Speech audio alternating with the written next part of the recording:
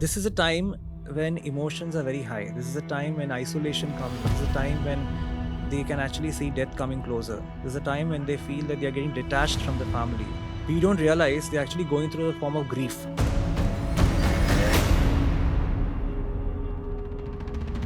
Palliative care is only for the last stage of life.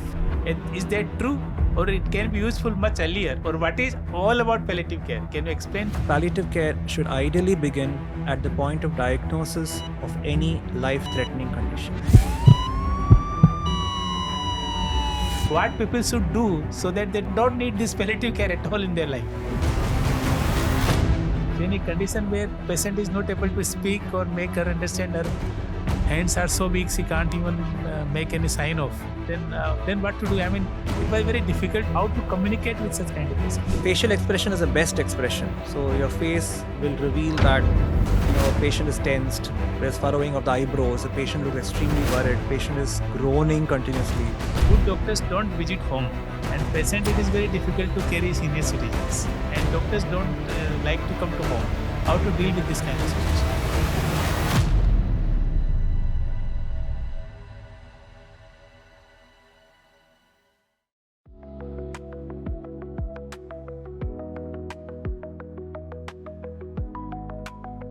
Welcome, friends, on this Health and Happiness podcast presented by SastaSundar. As you all are aware, the SastaSundar, we have two investors from Japan, Mitsubishi Corporation and Roto. Whenever they come to India, they always say that we look the country and its civilization and culture from the point of view that how they take care of their senior citizens and how they take care of the citizens who are on the bed.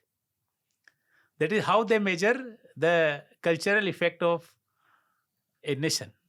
And India is always a nation which is known for taking care of its senior citizens with utmost care.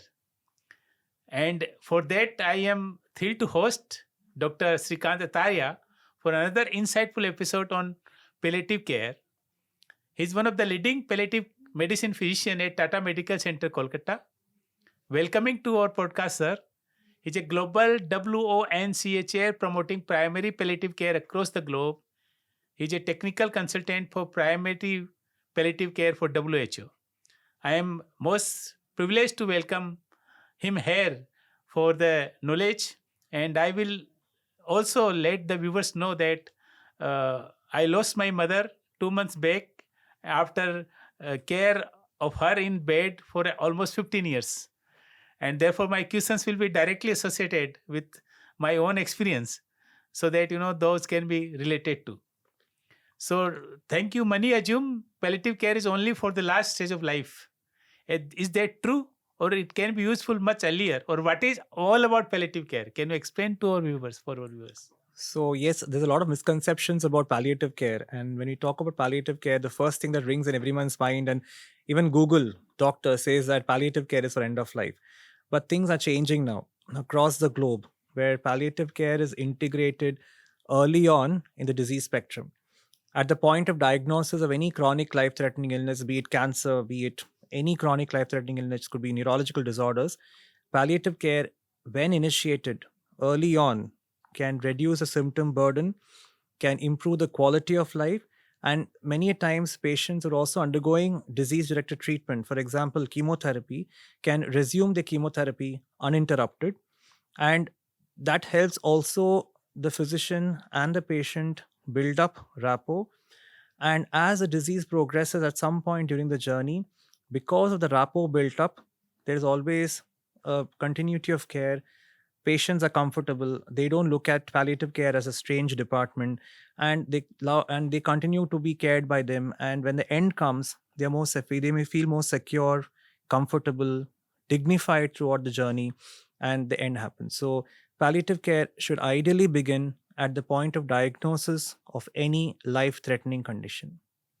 So once you say that life-threatening condition, I would give example of my mother. So my mother's blood test was all right. There was no disease, but because of memory loss, Alzheimer, muscle loss, she was on bed. She was not able to speak. She was not able to understand. We have to feed her on the bed. So I mean, then I understood later that if she could have done the strength exercise. He could have taken protein more in the. This palliative care is was could have been avoided. So I mean, I would. My first question is that at any stage of the life, at youth stage, what people should do so that they don't need this palliative care at all in their life. So the answer to the question is very simple to say. Like, it's like saying that, can I avoid rice and only eat dal, or can I eat only dal and not rice? So like it's about saying that an apple a day keeps the doctor away, but there are situations when that will not happen, and you need to approach the doctor. So some palliative care is something very similar to that. So as I mentioned to you, ultimately the goal of palliative care is to ensure that the patient is comfortable. It's not about, so many times palliative care is considered as a stage of the disease. Okay, this treatment is over, now move to this treatment. Surgery is done, okay, now move to chemotherapy. Chemotherapy is done, and now move to radiotherapy. So compartmentalizing treatment, and that's when people feel that palliative care came at the end of it, so that's why we want to avoid palliative care. But people now need to come out of this particular thought process and say that palliative care is a holistic approach. Be it we have patients who come to us even before surgery because they have immense amount of pain or any other symptoms, and that needs to be corrected. So once the symptom burden reduces, patients are able to transition for surgery or chemotherapy or radiotherapy peacefully. So it is not about it being at end of life or being at the beginning. It's about being a continuous process, helping the patient throughout the journey and the family as well throughout the journey of care. So palliative care, I would again reiterate that it should start at the point of diagnosis of any form of disease, could be it chronic neurological disorders, liver diseases, or even fatigue, frailty in elderly. Like mother went through frailty. So if palliative care would have been initiated, she might have had some symptom burden or other thing. No, like nutritional support. They could have initiated nutritional support at an early stage, fatigue management at an early stage. Patients could have had pain or any other symptom. This could have been taken care of. At least her quality of life could have been better. So we could have really supported such a patient. We could really support such patient throughout the journey until end of life. So Very that's how good. it helps. Very, very, very informative. Thank you so much, doctor. So, in my mother, I felt 3, 4 main problems. I'll address one by one. The first problem I felt was the bed sore. So, how to address that? So the best is to prevent how to prevent bed sore, and then I'll move on to how to manage bed sore. So more realistically, prevention is always better than cure. So if the patient, usually patients who are bed bound, usually patients who are sitting for longer hours on the wheelchair, unable to lie down, maybe because of breathing difficulty, they're not able to lie down, they sit on for a longer duration of time. They start developing skin peeling in the back, in the buttocks area, in the hip area and everywhere. So how do we prevent that? Best is to ensure that keep the patient as mobile as possible. If the patient is what you call bed bound, it is going to be difficult to move the patient. So the best solution would be to ensure that at least move the patient multiple times in a day. Take a particular position so the pressure on the side where the patient is lying down is relieved after some time. Ensure that there's absolute good amount of ventilation that's happening, because what happens is there are two things that happens in bed sore. One is a shearing stress, that is because the body is lying on a bed where the body is kind of invisibly, there is microscopic movement between the bed and the body. That's constant shearing strain that's happening. Second thing, what happens is that naturally when a patient lies down, especially in Kolkata environment where it's so humid, there is going to be sweat accumulation. That makes the skin very fragile. Yes. And that then leads to skin peeling. So how can you prevent that? So two things is ensure that the pressure is relieved. The only way by which you can do that is shift the patient, keep moving the patient on the bed multiple times in a day, keep her in a particular position for a few hours, maybe half an hour to 45 minutes, and then shift her back to the other side. So that can relieve the pressure on that particular point.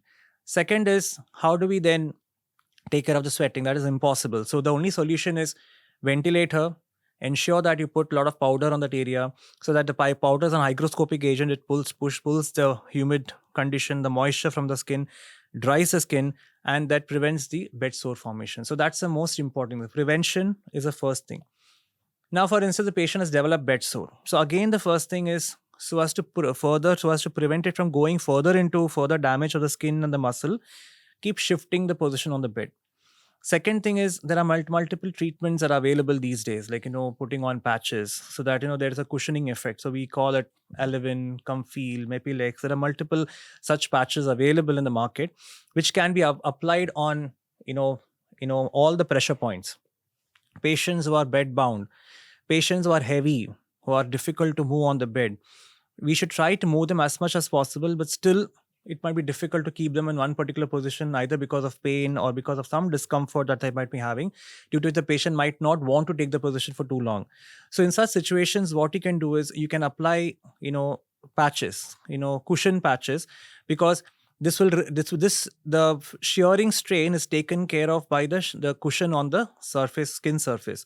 So there's a friction between the bed and the cushion, that is a Mepilex or in any of those patches, bed sore patches, which we apply. So that prevents the skin from peeling. So those can be applied on the back of the shoulder, back of the arm, on the buttock, wherever the pressure points are, you can apply them. That can one prevent and also prevent worsening of the bed sore. So that's how you can take care of the bed sore in a patient who is bedbound for too long. Yeah. Very informative. Thank you. So the second problem is that when patient is lying on the bed, we have to feed the patient on the bed. And when I feed my mother, the food and water went to her lungs, and they developed the pneumonia infection. So how to properly feed the patient who are lying in the bed so that such condition does not arise? Right. But that's a very common issue, especially patients who are bedbound, patients who have stroke, patients who are frail. It's very difficult to move them, and and many times, I'm not saying families make a mistake, but I would say it's often a practice that is across, because they're worried, they're concerned, they're worried that they don't want to move the patient and bother the patient, so they try to feed the patient in the flat position. So there are two problems that occur in this. One is, when you feed the patient, the food doesn't go down because the food has to move on under gravity, so it has to move down. So when the patient is lying down flat, the food tends to accumulate in the throat, and then the patient either might have gurgling sound or cough, or it might trickle into the lung. The second thing is, when a patient is lying flat on the bed, and the patient has fed very well, many times what happens is something called a micro aspiration that happens, because the patient is lying down. Immediately after you feed, when the patient is not sitting upright, or the patient is not sitting in an inclined position, the our lower esophageal sphincter, which is the foot pipe, has a closure, like in a tap, it closes and opens. So that remains a little open for some time. So there is a very high tendency, especially if the stomach is bloated, the food might go up into the foot pipe, and it might trickle into the airway and then go into the lung. So these are the two reasons why possibly mother could have developed pneumonia. So one is, either the food was regurgitating slowly, because pneumonia doesn't develop overnight. It develops over time because of food continuously trickling down into the lung. So these are the two reasons why she could possibly have developed pneumonia. How do we prevent it? So the best way to prevent it is, as I mentioned to you earlier, keep her in a semi-reclined position. Okay. Keep her in either, if not 90 degrees, at least at 45 degrees inclination. Ensure that once she's fed, at least pat her back so the food goes down. Ensure that you keep her in that upright position for at least 1 hour, 45 minutes to 1 hour post feed, so that the food trickles down, because when you're feeding, the food is still in the stomach, and that might regurgitate. So when you allow the food to gravitate, it will go down, it can never come up. Okay. And ensure that you give her small, frequent meals. Do not overfeed. Out of concern, out of love and affection, we tend to overfeed our patients. So try not to overfeed the patient. Now, how do we understand that whether we have overfed or not? When a patient himself or herself says that enough, I'm done, don't try to push the patient. Maybe the part of the feed can be fed a little later, maybe after about half an hour or 45 minutes or 1 hour later. So try to keep small, frequent meals. Try to respect patient's wishes, and also keep the patient upright and feed in upright position. Keep the patient sitting upright for at least 45 minutes to 1 hour, so that the food gravitates down and doesn't get regurgitated. Despite all this, there can be situations where the patient might have regurgitation, but you have done your best in ensuring that you have not caused anything that could have caused regurgitation. Yeah. Thank you. You use the very fine words that when patients say no, it means no. Yeah. But in my condition, my mother was not able to speak anything. So in a condition where patient is not able to speak or make her understand, her hands are so weak she can't even make any sign of. Then what to do? I mean, it was very difficult to speak with her because she was not able to speak. Her eyes were also weak, hands were also weak. The moment was not able to understand. Then how to communicate with such kind of patient? So the best would be to understand that, one is, as I mentioned to you, there is no way to understand whether the food has gone and enough food has gone.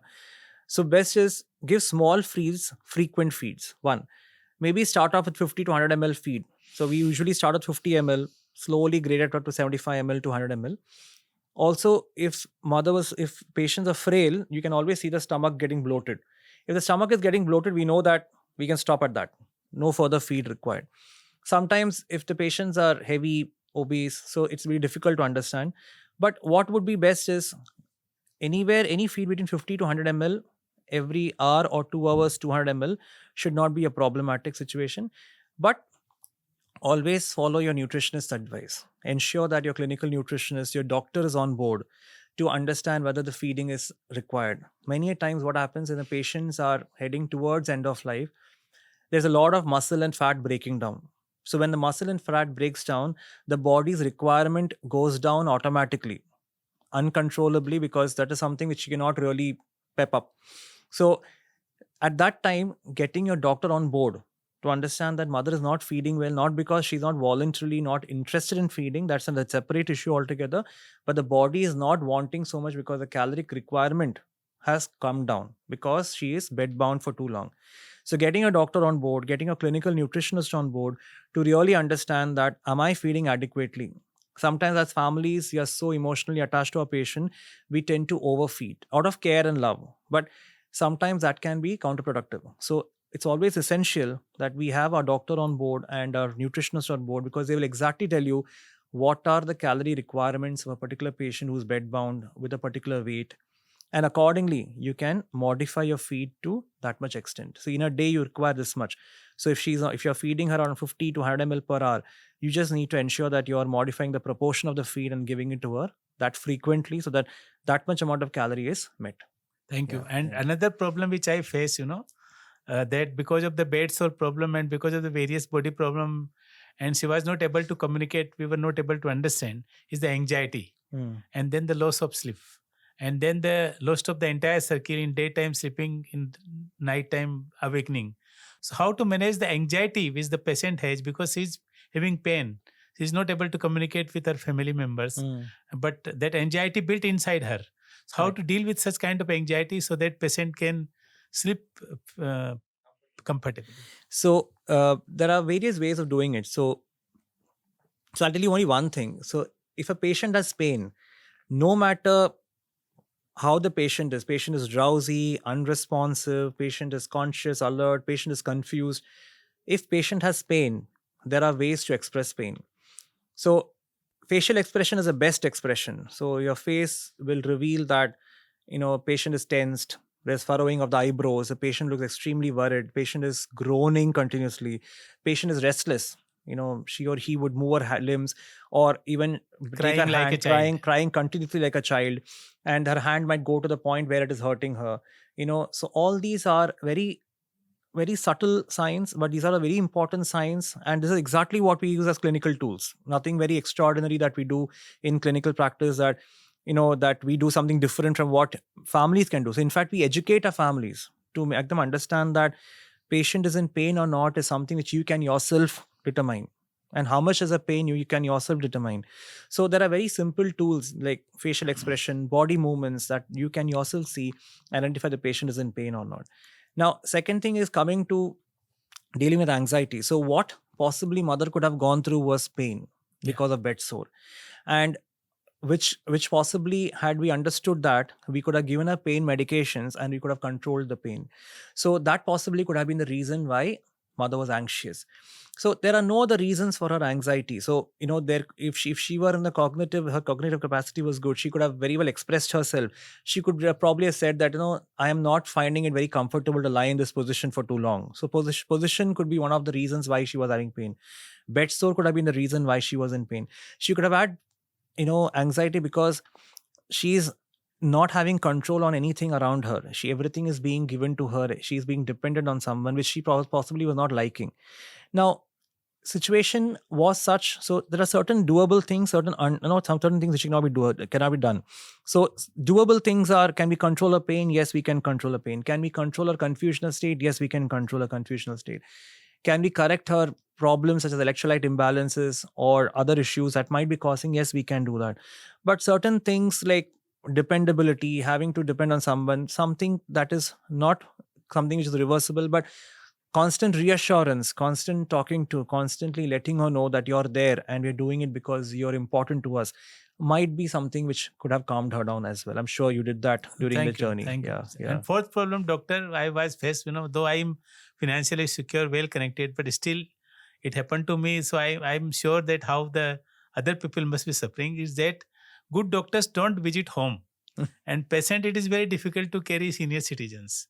So as you said that you take doctors consultant, nutritionist consultants, but good consultants, they don't like to come to home and spend so much time in commuting, because in metro cities, how to cope up with this problem? This I felt, though I can pay any amount, any fees, financially I was sound, but I find myself it's very difficult. True. That those doctors are very busy in their own life, so I can't say much, but I face. So how to cope up these kind of problems where it is very difficult to move to the patient in a pain to take the hospital again and again every week, and doctors don't like to come to home. How to deal with this kind of situation? So there is no very straightforward answer to this question. I'm sure it's a practical issue across. But what we usually do at Tata Medical, where I'm working, is we connect with the general practitioners in the community, the GPs in the community.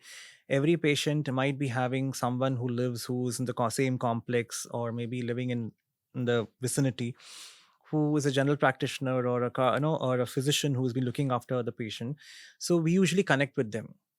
Second thing is, I often do that is like, we do video consultation. So for example, Right. if a patient is living very far away and the patient is in distress, we ensure to connect with the patients on video call, see the condition, and accordingly advise the patient what is to be done. In the rarest situation, and many times our prescriptions do have SOS medications, like as and when required. If a patient is having a lot of pain, what to do if the patient is having pain. So we have all those medications mentioned one after the other. If the in the bracket mentioning when to prescribe these medicines, when to give these medicines, what to do if the patient has this problem.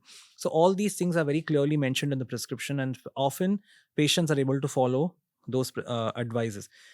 Then we do a telephonic calls. So there's a regular telephonic calls where the patients can also call back and talk to the families. So what we usually try our best in every possible way, that we can connect with our patients and we can see the patients and advise them what is to be done. In the rarest possibility, where if a patient is convulsing or a patient is having restlessness, where managing the patient at home is a challenging issue, we give SOS medications, despite which, if the patient is still convulsing or patient is having other symptoms which are not manageable at home, that is only the rare possibility, like, rarest possibility, wherein we ask the family to get the patient to the hospital, or else we connect with the patients on phone or video call and sort the matter. Yeah. So yes, this is a very practical. This I also took the help with my doctor. He was very kind to.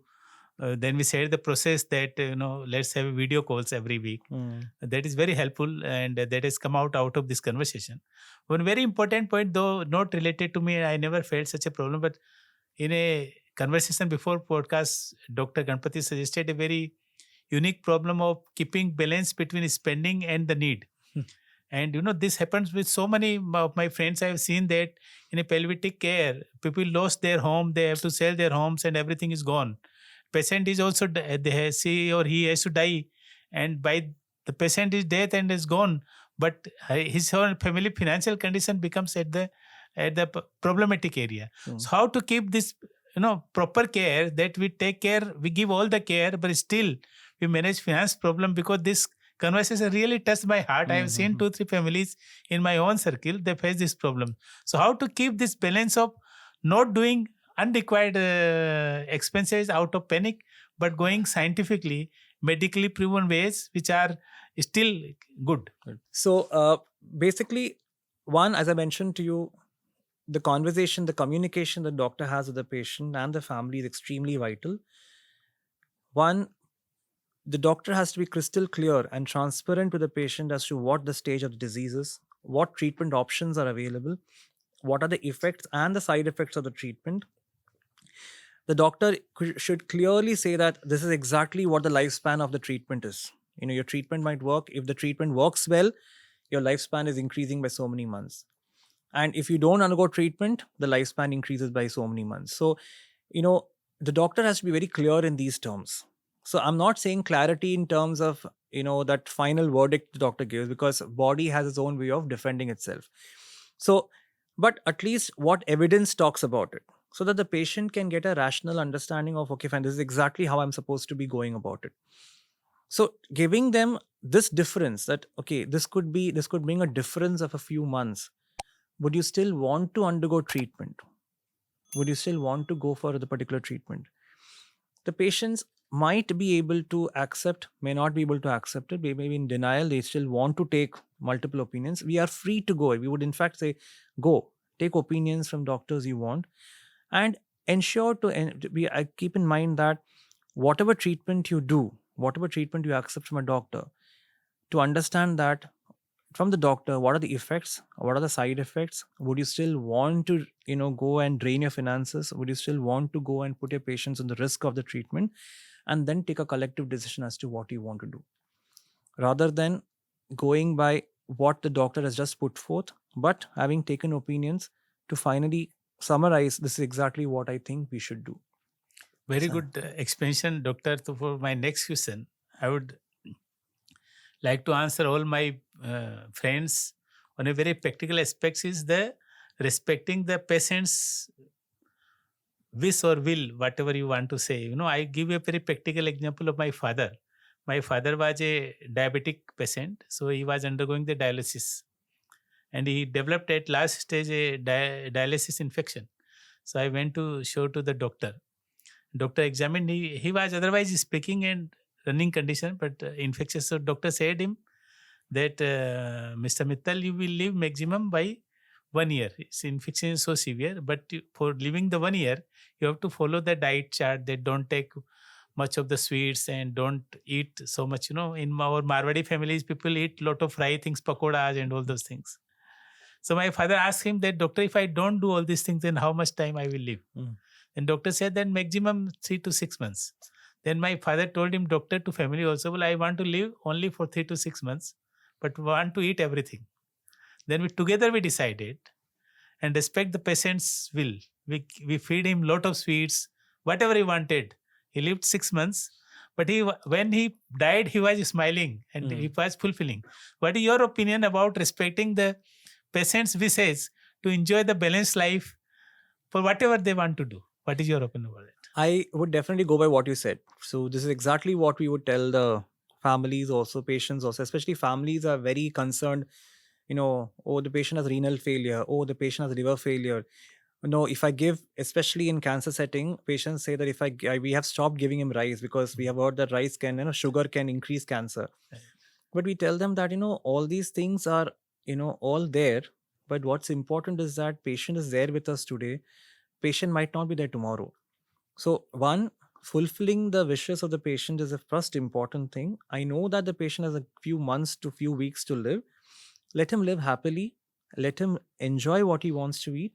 And, I guess that will also, one, tomorrow you would not feel guilty that father had asked for a particular food you did not provide, and you should not feel guilty that I should have at least done that, knowing very well that father has a few weeks to live. So I guess it's even we advocate that in a patient who is literally surely end of life, not only disease directed treatment, no cancer directed treatment for the patient is purely end of life, we would ensure that the patient is able to consume whatever he or she would like to eat till the end of life. So, doctor, one very important point which I understood in a flight journey, that when they say about the oxygen mask, when the oxygen falls short, you first put the oxygen mask in your nose and then to your children. So that is with respect to palliative care, that when there can be either way infectious disease, so that disease does not pass from caring person, family person to a patient, or from patient to family person. So can you explain that how does it make a difference in a communicable disease or non-communicable disease, and how that the family members should take care of for patient and for themselves? So the first thing is that because a patient has a disease, and the patient is under medical support, the first thing is we should not let go of humanity. Lot many times I've had patients and families have come and told me that, you know, will this disease spread to others in the house? So we would very clearly say that a disease spreads within, but it gets destroyed once it comes outside. So it doesn't happen. Second thing is that about infection, you know, what will happen if someone, yes, the patient has a low immunity, patient like a simple cold that you or I might have, the patient might catch it and that might become a pneumonia later because of very poor immunity, and that flaring up into a severe infection. So yes, if anyone is having infection, for example, if you are the caregiver and you are having cold and cough, it is not expected that you stay in another room and not care for her, because probably your mother or father might like only you being around her because or him, because they like your presence, they like your touch, and that's so important for them. Yes, if you think that, you're having a severe infection and you want to prevent it from being spread, yes, wearing a mask is important. But telling your mother or father that I'm wearing this mask because I don't want to transmit this infection to you, and because you have a low immunity and we don't want it to happen to you, and that's very important. And educating the patients and families that, how to keep your hand hygiene, how to ensure that you wear a mask, how to ensure that when you come, if you have a sanitizer at home, ensure they come wash their hands and come inside the room and use a sanitizer before touching the patient. At no point having too many people in the room is important.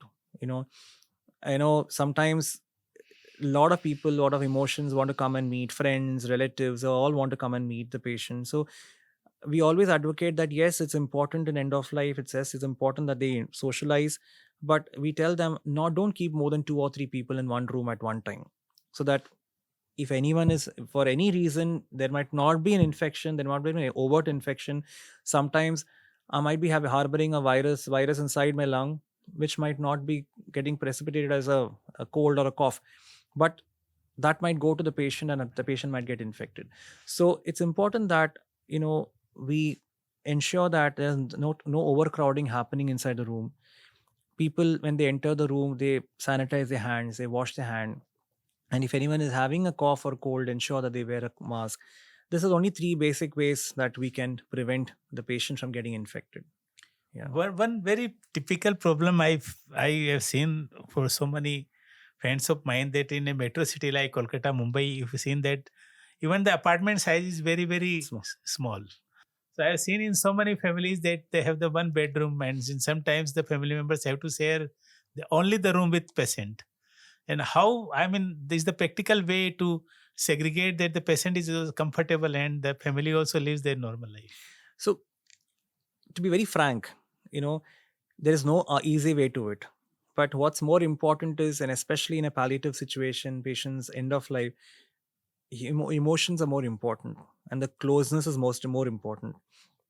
And a person staying in a studio apartment and has to be there with the patient, even if the patient has infection, she has no other choice, she has to be with the patient. So considering all the side effects or ill effects of it, the patient, because at this point of time, what's more important is the patient should feel secure. The infection is not the primary concern. To whatever extent, as I mentioned to you, even if you're living in a studio apartment, wear a mask, go close to the patient. But of course, you cannot wear a mask and sleep. So you'll have to remove it. So maybe go a little far away from the patient, staying in the same room, and do it. Use sanitizer, or at least wash your hand. If you're using a sanitizer, may be difficult. At least wash your hand and then handle the patient. So these are the basic things, practical things that you can do in a small setting also. Yeah. Thank you. And so, I mean, you use these words again and again that, the emotional touch is important. How important it is to, well, for the patient to feel the touch of his son, daughters, brothers, sisters. Is it make a significant difference in patient's recovery? Extremely important, because this is a time when emotions are very high. This is a time when isolation comes in. This is a time when they can actually see death coming closer. There's a time when they feel that they are getting detached from the family. So this is actually the time when we don't realize they're actually going through the form of grief.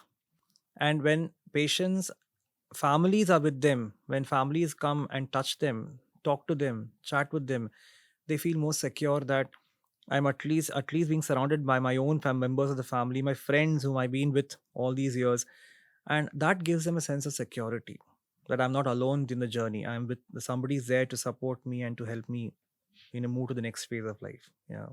So thank you so much, Dr. Saab, for all your good conversation. So at a concluding point, I would like to ask you the concluding question that what are the top 3 pointers which families should be careful about palliative care? So first thing is that do not have misconceptions about palliative care as end of life.